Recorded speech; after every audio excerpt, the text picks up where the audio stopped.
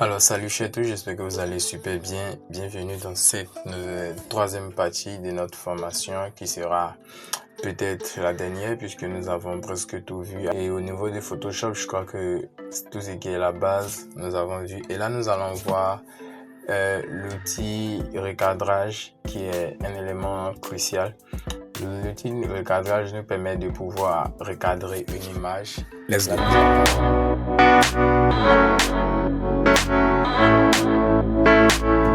Là, nous allons utiliser cette image-là que j'ai essayé de personnaliser. J'ai téléchargé quelques images pour pouvoir y mettre et puis j'ai essayé de personnaliser.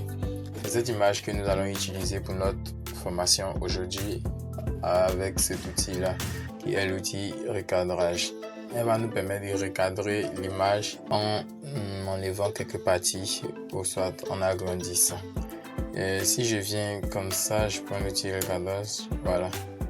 Et là, si je fais comme ça, comme vous le voyez, là, je sélectionne la partie à l'intérieur. Et là, vous voyez, vous allez voir que ça va sortir comme ça. Une fois que vous sélectionnez l'image, vous allez voir que ça va sortir comme ça.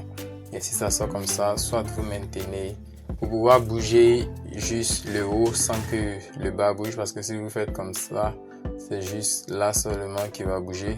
Là, vous ne maintenez rien. Là, comme ça, si vous tirez, c'est juste le haut seulement qui bouge.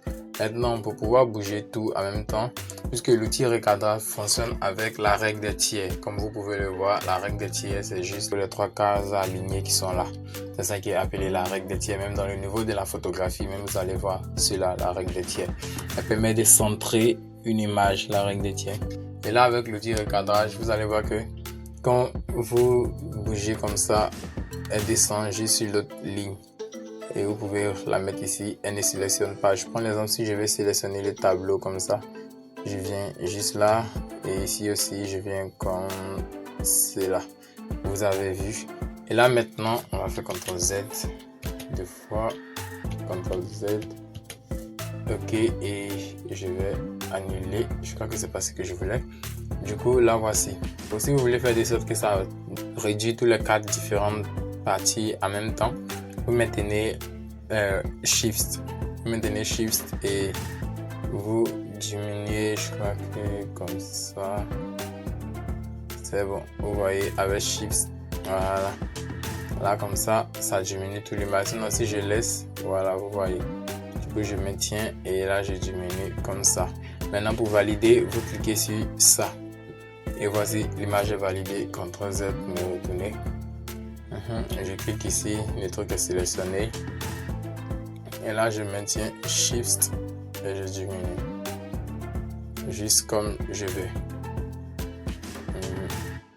Et je crois que c'est tout pour cette partie.